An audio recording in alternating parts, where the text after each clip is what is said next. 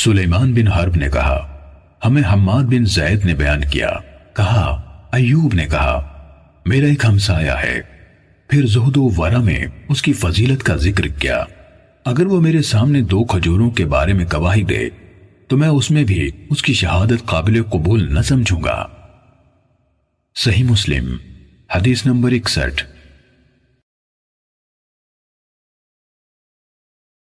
معمر نے کہا میں نے ایوب کو کبھی کسی کی پیٹھ پیچھے اسے برا کہتے نہیں سنا سوائے عبد الکریم یعنی ابو امیہ کے، انہوں نے اس کا ذکر کیا تو کہا اللہ اس پر رحم کرے، غیر ثقہ ہے۔ اس نے مجھ سے اکریمہ سے روایت کی گئی ایک حدیث کے بارے میں سوال کیا، پھر لوگوں سے کہا میں نے اکریمہ سے سنا ہے۔ صحیح مسلم حدیث نمبر 62۔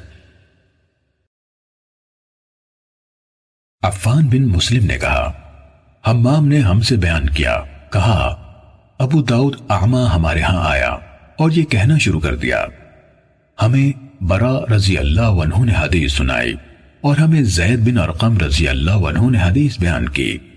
ہم نے یہ بات قتادہ کو بتائی، انہوں نے کہا اس نے جھوٹ بولا، اس نے ان سے نہیں سنا، وہ تو ایک منگتا تھا، انسانوں کی بے خونی کرنے والے طاعون کے دوران میں لوگوں کے سامنے ہاتھ پھیلاتا پھرتا تھا۔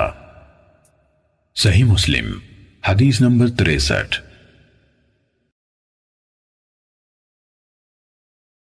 یزید بن ہارون نے کہا ہمیں حمام نے خبر دی کہ ابو داؤد اعمہ قتادہ کے ہاں آیا، جب وہ کھڑا ہوا اور چلا گیا تو لوگوں نے کہا اسے یہ الزام ہے کہ اس نے 18 بدری صحابہ سے ملاقات کی۔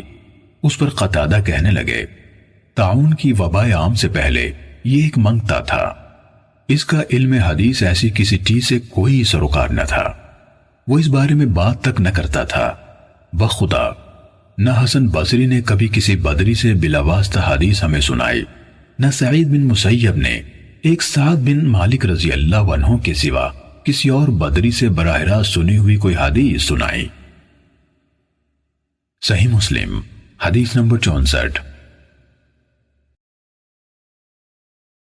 جریر نے رقبہ بن مسقلہ بن عبداللہ عبدی کوفی رحمہ اللہ جو جلیل القدر تابعی ہیں ان سے روایت کی کہ ابو جعفر عبداللہ بن مسعود بن عون بن جعفر بن ابی طالب ہاشمی مدائنی حدیث گھڑا کرتا تھا، سچائی یا حکمت پر مبنی کلام پیش کرتا، وہ کلام رسول اللہ صلی اللہ علیہ وآلہ وسلم کے فرامین میں سے نہ ہوتا تھا، لیکن اسے وہ رسول اللہ صلی اللہ علیہ وسلم سے روایت کرتا تھا۔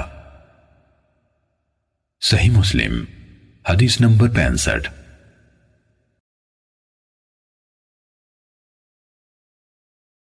ابو داود طیالسی نے شعبہ سے، انہوں نے یونس بن عبید سے روایت کرتے ہوئے بیان کیا، یونس نے کہا عمر بن عبید یعنی معروف معتزلی جو پہلے حضرت حسن بصری کی مجلس میں حاضر رہا کرتا تھا، حدیث کی روایت میں جھوٹ بولا کرتا تھا۔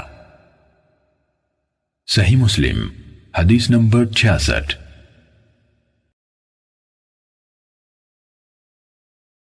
معاذ بن معاذ کہتے ہیں میں نے عوف بن ابی جمیلہ سے کہا عمر بن عبید نے حضرت حسن بصری سے روایت کرتے ہوئے یہ حدیث سنائی، جس نے ہم پر ہتھیار اٹھایا تو وہ ہم میں سے نہیں۔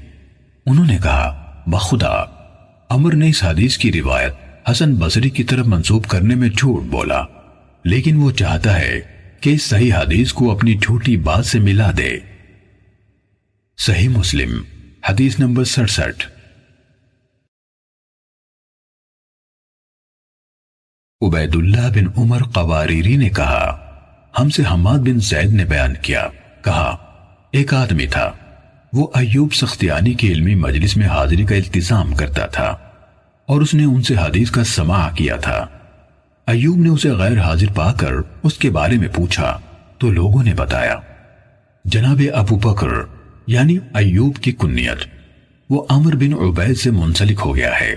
حماد نے کہا ایک دن میں ایوب کے ساتھ تھا، ہم صبح سویرے بازار کی طرف گئے تو اس آدمی نے ایوب کا استقبال کیا، ایوب نے اسے سلام کہا اور حال احوال پوچھا، پھر ایوب کہنے لگے مجھے یہ بات پہنچی ہے کہ تم اس آدمی کے ساتھ منسلک ہو گئے ہو۔ حماد نے کہا، انہوں نے اس کا یعنی عمر کا نام لیا۔ وہ کہنے لگا، ہاں جناب ابو بکر، وہ غرائب یعنی ایسی باتیں جنہیں کوئی نہیں جانتا ہمارے سامنے لاتا ہے۔ کہا، ایوب اس سے کہنے لگے، ہم انہی عجیب و غریب باتوں سے بھاگتے ہیں یا ڈرتے ہیں کہ یہ جھوٹی اور من گھڑت ہوتی ہیں۔ صحیح مسلم حدیث نمبر 68۔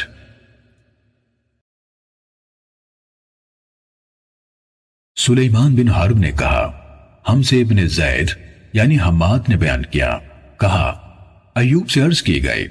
عمر بن عبید نے حضرت حسن بصری سے روایت بیان کی ہے کہ انہوں نے کہا، جسے نبیذ یعنی شراب سے نشہ ہو جائے اسے کوڑے نہ مارے جائیں۔ تو انہوں نے یعنی ایوب سختیانی نے کہا، اس نے جھوٹ بولا، میں نے خود حسن سے سنا، وہ کہتے تھے جسے نبیذ سے نشہ ہو جائے اسے کوڑے مارے جائیں۔ صحیح مسلم حدیث نمبر 69۔ سلام بن ابی مطیع کہتے ہیں، جناب ایوب سختیانی کو یہ خبر پہنچی کہ میں عمر بن عبید کے ہاں درس میں جاتا ہوں، تو ایک دن وہ میرے پاس آئے اور کہا، تم نے غور کیا ایک ایسا آدمی آیا جس کے دین پر تمہیں اعتبار نہ ہو، تم اس کی حدیث پر کیسے اعتماد کرو گے؟ صحیح مسلم حدیث نمبر 70۔